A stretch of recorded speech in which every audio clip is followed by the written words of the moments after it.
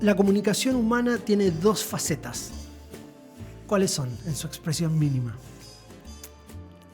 Me estás tentando a decir que son muchísimas más, pero tomando el desafío, mínimamente una interacción de dos, alguien habla, alguien escucha.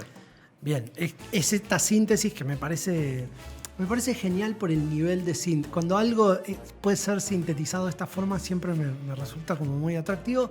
Tal cual, tiene dos facetas, hablar y escuchar. Generalmente se piensa que es más importante hablar, ya que parece estar del lado activo de la comunicación. Por ende, dice Rafael Echeverría, se da por entendido que el escuchar simplemente ocurre en forma pasiva. Que hay alguien que activamente habla y el escuchar ocurre. Mirá qué interesante como plantea. Sin embargo, está emergiendo un nuevo sentido común acerca de la importancia de escuchar. Se está saliendo de este lugar de lo pasivo. Yo creo que este sentido común ya emergió hace rato. Uh-huh. ¿De cuándo es el libro? Pero aproximadamente. Acá está mirando que esta edición es del 2010. Tengo alguna duda si efectivamente la fecha de publicación es 2010. Me suena que no. Que debe ser anterior, sí. Que debe ser anterior, pero no está acá la fecha. Después la podemos googlear. Pero bueno, trayendo un poco a esto lo que dice Echeverría, que está surgiendo, que está emergiendo un nuevo sentido común que dice la escucha no es pasiva. No es tan pasiva. Y no hay que darle por hecha. Lo que rescata es toda la dificultad que trae el hecho de escuchar. De hecho, mira, trae un dato acá que dice el tema de escuchar se ha convertido en una inquietud importante en nuestras relaciones personales. Y trae medio un lugar común, ¿no? Mi pareja no me escucha. Sin lugar a dudas, aventura de Echeverría, la comunicación inefectiva es una de las principales causas de divorcio. ¿Qué tan interesante te resulta el tema de la escucha? En tu reflexión personal. Muy central. Estaba pensando cuando te escuchaba que cuando te dije, mira, la verdad que muchísimas más dimensiones. Yo creo que el no ser escuchado, el que alguien diga que no se siente escuchado, no es solo porque tenga una actitud pasiva, sino porque probablemente esté metido en una relación asimétrica de poder, por ejemplo. Y en términos quizá de Maturana, es no sentirse escuchado, es sentirse negado, básicamente. Y creo que esa es la necesidad que aparece desde el punto de vista humano de que la escucha, porque además la comunicación tiene como un loop continuo. Bueno, yo ahora te escucho, pero en algún momento tenemos que cambiar esa relación y vos me vas a escuchar a mí. Y la cabeza de cada escucha es como de una gran complejidad, lo hemos venido conversando en esta columna. Alguien escucha, y ese alguien tiene, bueno, su historia personal, sus temores, Y la escucha entre las personas 10.000 cosas. ¿Se limita, me haces pensar en esto, se limita al momento en el que estamos interactuando? No, claro. ¿O es un proceso más continuo? No, de hecho existe un concepto en coaching que es la escucha previa, que es todo lo que vos traes adentro de tu cabeza, si querés ponerlo así, y que está vibrando en tu escucha, ¿no? Entonces como que escuchás a alguien hablar y te van apareciendo un montón de cosas predigeridas que vos tenés, digamos, que puede ser desde tu formación educativa, conexiones que empezás a hacer. Y eso de alguna manera es una especie de ruido que no se puede evitar, pero sí es importante reconocerlo y a veces, en ciertos momentos, acallarlo o limpiarlo, o por lo menos ponerlo entre paréntesis, ¿no? Esto lo traigo de antes. Me parece que, no, total, te escuchaba y digo, claro, qué pocas distinciones conceptuales tenemos sobre el hecho de escuchar. Y me parece que marcaba este capítulo, que además tiene un nombre que me parece bastante bello, que a la escucha le dice el lado oculto del lenguaje, como la parte que no vemos. Pero creo que trae una distinción central este libro. Yo la leí por primera vez acá. Acá veo que Echeverría dice que no es de él la definición, que es la diferencia entre oír y escuchar, donde te presenta el fenómeno de oír como un fenómeno biológico. Claro. De hecho hace un montón de comparaciones, ahora voy a leer algún párrafo, y el escuchar como un fenómeno interpretativo. Mira, te voy a leer como algunos pequeños fragmentos. parte de esta dimensión de que decimos lo que decimos y los demás escuchan lo que escuchan. Que decir y escuchar son fenómenos. Esto que ya hemos conversado, no es que lo que yo digo es exactamente lo que vos escuchás, sino que vos hacés un proceso interno de interpretación sobre lo que el otro dijo. Dice, en cambio el oír es un fenómeno biológico en el sentido que vos escuchás el sonido o la perturbación ambiental. Tipo, dice, escuchamos como, dice, oír es la capacidad biológica que poseen algunas especies vivas. Mirá qué interesante, qué atractivo de leer. De ser gatilladas por perturbaciones ambientales en forma tal de generar el dominio sensorial llamado sonido. O sea, si estás vivo, no importa si sos un ser humano o un perro, hay determinadas perturbaciones ambientales que gatillan algo en vos en forma de sonido. De hecho, por acá habla, dice, algunos organismos son diferentes. Por ejemplo, los perros oyen, no escuchan. El perro oye algunas perturbaciones, o sea, sonidos, que los humanos no oímos. Claro, con el famoso rango ese de infrasonidos o ultrasonidos que los perros escuchan. Esto sucede porque posee una estructura biológica diferente y entonces acá abre esa gran dicotomía del no me oye o no me escucha. Claro. No me oyes, efectivamente no oí lo que dijiste. No me escuchaste, no hiciste el proceso interpretativo que... Bueno, Maturana, yendo un pasito más, dice también, destaca la importancia que el lenguaje es un fenómeno de seres vivos que quieren lograr cosas juntos. Y eso, dice, el tomar la reflexión desde ese lugar, más que hablar de escucha, emisor, receptor, mensaje, que es como ese es como el lenguaje de la ciencia, ¿viste? Vamos a agarrar el fenómeno de la comunicación, fíjate ya toda la frase, el fenómeno de la comunicación, todo ciencia. La palabra fenómeno es una palabra científica. Bueno, lo que me aparece acá, los datos, qué sé yo, retomo porque mencionaste seres vivos, ¿no? Y entonces como que eso te cambia. El mundo de sentido que vos tratás de compartir con otra persona que tiene que ver con escuchar y hablar, toma otra dimensión. Si tu objetivo es entenderte con el otro. Bueno, ¿no? Fíjate, la diferencia entre escuchar... Lo que diferencia el escuchar del oír es el hecho de que cuando escuchamos generamos un mundo interpretativo. Claro, aparece la cuestión de los sentidos. El acto de escuchar siempre implica comprensión y por lo tanto interpretación. Por eso un perro no escucha, sino que oye un sonido. Digamos que los seres humanos también, o sea, nos montamos arriba del sonido para generar una interpretación. Por eso la conversación no puede estar interrumpida, por eso hay como algunas cuestiones que garantizan que se oiga para después poder escuchar. Cierro con esto porque me parece como conceptualmente tan sólido y tan bien escrito, ¿no? Cuando atribuimos una interpretación a un sonido, mirá cómo te ayuda a conceptualizar la diferencia entre oír y escuchar. Pasamos del fenómeno del oír al fenómeno del escuchar. Escuchar es oír más interpretar. claro. No hay escuchar si no hay involucrada una actividad interpretativa. Aquí recibe el aspecto activo del escuchar. Entonces, si volvemos medio a la pregunta inicial, que la traigo, la comunicación humana tiene dos facetas, hablar y escuchar. Como con este tipo de explicaciones entendés como más fácil eso de que todo es un gran proceso activo, la comunicación, y no un proceso que tiene una parte activa y una parte pasiva. ¿Viste? Que la escucha activa de alguna manera lo que hace es remarcar esta parte como más invisible, que es el proceso interpretativo.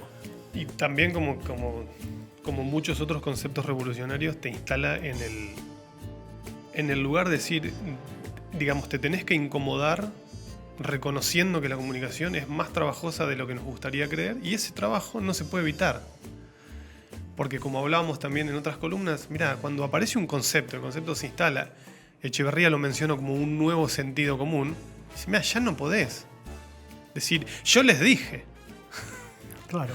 Pero yo los reuní a todos y por eso también yo hablaba a veces de las asimetrías del poder, y cuando la comunicación se pretende que la comunicación para ser efectiva tiene que ser como simétrica, pero muchas veces es asimétrica y es, mira, yo vengo acá y digo que hay que hacer ciertas cosas.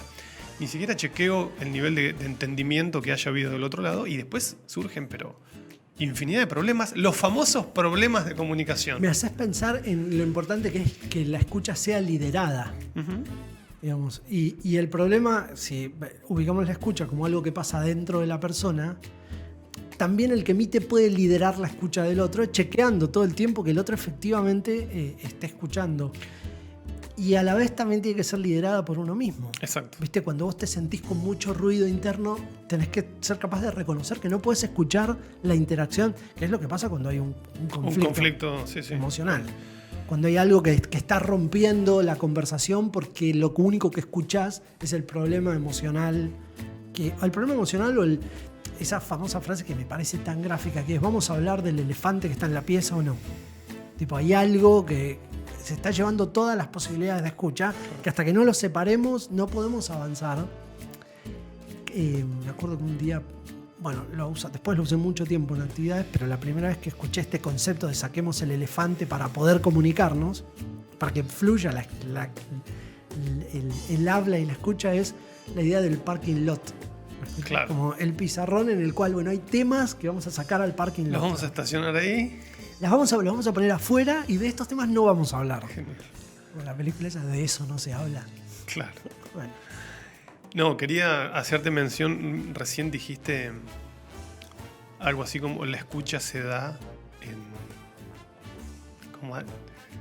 no te puedo citar del todo, pero como que la escucha se da digamos, hay dos hablando, la pregunta sería como ¿dónde se da la escucha? Se da en el mundo interpretativo de cada uno. Claro. Eso es lo que dice Echeverría. Bueno, y como el vehículo de las interpretaciones, ¿cómo te cuento a vos qué interpreto yo? Bueno, me tengo que apoyar en el lenguaje. Claro. Entonces también hay como un gran valor en reconocer que la escucha, tanto el discurso como la escucha, es como constructivista comunitaria, ¿no? Como esta idea de... yo en la columna pasada mencionaba que Francisco Varela dice: la mente no está en el cráneo, la mente de alguna manera se construye en la interacción, que tiene que ver con todas las teorías constructivistas. Construimos nuestro entendimiento apoyándonos en el lenguaje, contándonos lo que venimos interpretando. Y vos decís, bueno, eso tengo que hacer. No, es muy interesante porque además también abre la dimensión de cómo funciona el lenguaje. Viste que Saussure, que es uno de los primeros conceptualizadores de toda la lingüística, una de las primeras distinciones que hace, que es como cuando la escuchás por primera vez decís qué hermosura, separa el habla de la lengua. Y dice, el habla, ¿qué es el habla? Y es lo accidentado. Es básicamente esta forma que tengo. Mi propia habla es mi forma de expresarme, las palabras que elijo. Como el habla es muy particular de los individuos. Y entonces muchas veces se confunde el habla con el lenguaje. No, porque dijo tal cosa. Bueno, esa es su habla, esa es su literalidad. Claro. Y como habla, es una de las palabras que lo define, es el accidente. Está lleno de pequeños matices el habla de cada uno. Algunos más prolijo, otras más intensa, otra elige palabras más simples. Pero el lenguaje es lo social, es lo comunitario, es donde parás el entendimiento como compartido. Bueno, y en el mundo organizacional es... digamos, es como una de las grandes deudas quizás es esto tan tremendamente incómodo de chequear lo que el otro lado recibió, de lo que en teoría hay que hacer. Claro. O en teoría hay que empezar a mirar. Entonces, una habilidad tan central y tan poco desarrollada. Porque en base a lo que te vuelve, que sería como la parte B del diálogo, ¿no? Y de vuelta continuo. Bueno, en lo que te vuelve hay que volver a reinterpretar y volver a enviar y es como que esa construcción que suele rendir, por otra parte, muy buenos frutos cuando se da. Claro, me gustó mucho hay que algo identificarla. Que te escuché decir hoy más temprano, que es como a lo que el otro te quiere decir hay que llegar, digamos. No es que uno... ¿Cómo era exactamente? Sí. Como que uno llega a ese lugar donde el otro finalmente dice lo que quiere decir. Exacto. Y es como una construcción comunicacional. Toda esta suerte de introducción que estamos haciendo, me animo a decir introducción porque uno de los puntos que quería diferenciar en este tema que estamos hablando, ahora estamos hablando del proceso de comunicación, del hablar y escuchar entre individuos. Exacto. Los estamos pensando dentro de una organización, pero estamos sintetizando la interacción a la interacción entre personas. Individual, claro. Sí, o grupos, si querés, pequeños, a la comunicación entendida como conversación, como habla y escucha. Pero te hago como el salto conceptual y que es un tema que me interesa, casi te diría que me interesa más que este, que es ¿y cómo escuchan las organizaciones? Te saco del terreno de una persona como tal y te llevo a la organización. Ahí es donde trato de agarrarla y no la encuentro. ¿Cómo escucha una organización? La organización. Y ahí es donde, porque viste que para mí hay una muy mala metáfora, una muy mala analogía, no metáfora, que es la organización como un individuo que tiene su personalidad. Me parece un espanto de analogía porque no funciona. Claro. Así como las personas escuchan y construyen sentidos adentro de su propia cabeza, yo creo que la organización, a través de las herramientas, ¿cómo escucha una organización? A través de herramientas de escucha. No es un ente biológico que tiene un cerebro que produce una interpretación de un sonido que recibe en forma del... Primero tiene que querer escuchar la organización también. Bueno, pero se supone que cuando una organización necesita obtener determinados resultados como tal, tiene que tener mecanismos de escucha, algunos más formales, algunos de la cultura y otros no de la cultura. Digamos, te estoy hablando a los clientes tenés que escuchar, por decirlo de alguna forma. Claro. Pero si enfoquemos hacia adentro de la organización y hablemos de la cultura. ¿Cómo escuchan las organizaciones? Y escuchan a través de herramientas. ¿Viste? Y no escuchan generando mundos interpretativos. Y esta me parece que es una conclusión a la que llegué después de mucho tiempo, ¿viste? De procesar estos temas y poder sintetizarlo, que es las organizaciones escuchan o son capaces de escuchar sus propias narrativas. Escuchan. ¿Y por qué la narrativa? Porque la narrativa es un fenómeno grupal. Es un relato que construye un grupo. No, la narrativa no es individual, o por lo menos cuando hablas de narrativa, no hablas de la historia del individuo, que es como su historia personal. Que tendrá su propia narrativa, claro. Pero es como otro registro, no es el registro de la narrativa, es el registro de la reflexión en presente. Las organizaciones no piensan en presente, piensan en narrativas. Cuando vos te pensás como individuo dentro de una organización, te montás arriba de una línea larga que dice lo que crees, dónde ves el pasado, hacia dónde vamos. No haces una reflexión muy de presente. Te estoy hablando de la organización como fenómeno. Lo que define es una historia hacia dónde va. Y eso es lo que escuchan las herramientas de escucha, que a veces generan esta distancia entre lo diacrónico y lo sincrónico. Che, ¿de dónde venimos? La escucha organizacional te puede poner en contexto de dónde venimos y a dónde vamos. Y por eso las herramientas, y con esto termino esta parte, las herramientas de escucha organizacional tienen que terminar de generar el sentido en la discusión con las personas. Claro. Porque estaba pensando, la próxima pregunta que te iba a hacer en relación a eso es si hay como una escucha como segmentada dentro de la organización, en el sentido de que puede haber como subculturas o subgrupos que tengan su propia... Bueno, que traigan escuchas distintas, digamos, ¿no? Pero completamente. Esa reconstrucción es... Por eso cuando una organización escucha, en realidad el interés de la escucha activa, de la escucha organizacional, no la escucha activa es la escucha de las personas, la escucha de la organización es, bueno, ¿qué tipo de narrativa vamos a construir? ¿Viste? Hay como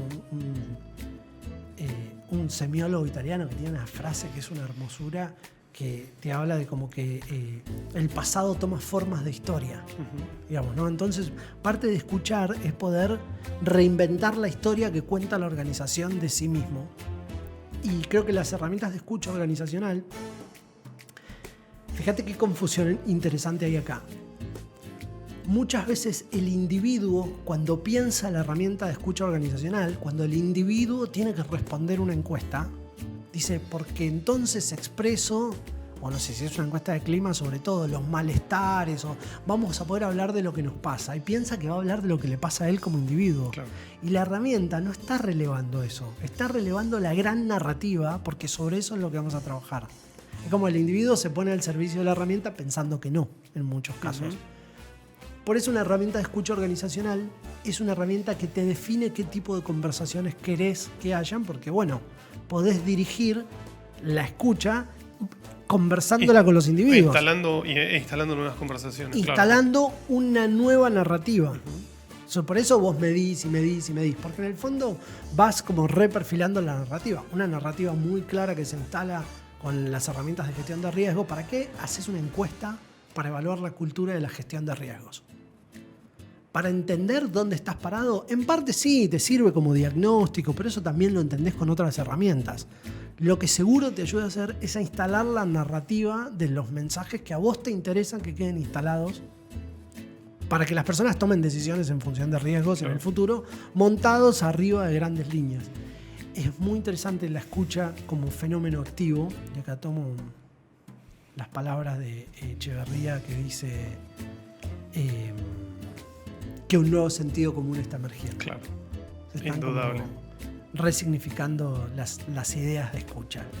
Qué largo se hacen estos temas en el tiempo, ¿no? Es como que te instalan el tema de escucha activa y hasta que es procesado, discutido, por ahí pasan 15 años. Y estos temas tienen, sí, por lo menos 20, algunos 30 años. Pero es esperanzador que sean una especie de nuevo sentido común emergente. Creo que la emergencia se refería a ese tiempo pasado. Hoy día creo que es impensable prácticamente una organización que no se escuche, digamos, que no escuche hacia adentro, que no escuche hacia afuera y que construya en base a lo que escucha, ¿no? Y que además el reconocimiento de que escuchar implica una actividad, digamos, ¿no? Como que esa revalorización de la necesidad de la escucha, que en definitiva es la contracara de un circuito que se tiene que como retroalimentar siempre. A mí no tiene fin, digamos. Me queda como el interrogante, no resuelvo adentro de mi cabeza concreta, y de hecho lo dejo abierto para mí mismo también, ¿no? Efectivamente compro que está instalado el tema, pero de ahí a que esté usado con la profundidad adecuada, ni siquiera no estoy pensando en mucha profundidad, sino que las herramientas estén utilizadas como tal. Creo que a las organizaciones hay mucho camino por desandar todavía, forzados por un contexto que a gritos te está pidiendo que desarrolles tus habilidades de escucha, pero tiendo a ser como más pesimista. Tiendo a pensar que las organizaciones no les queda otra que usarlas y lo aprenden a los golpes. Rara vez lo aprenden como con la fuerza de una herramienta bien aplicada, claro, digamos, y ¿no? con un alto nivel de entendimiento de la utilidad y cómo impacta. Por eso después de hacer 3 o 4 usos de la herramienta, que además tienen ciclo, ¿viste? Tenés que cortar 1 año y medio como mínimo entre un proceso de medición y otro, como que madura lento. La organización madura en el uso, pero se tiene que golpear un par de veces antes de... Por más que esté el proceso instalado y demás, como que la ejecución de la herramienta madura con su uso. Progreso continuo. Bueno, me agota el tema de la escucha. No sé por qué será. Que el proceso interpretativo... No, extraordinario. Un gran libro este. Sí, sí. Buenísimo. Gracias.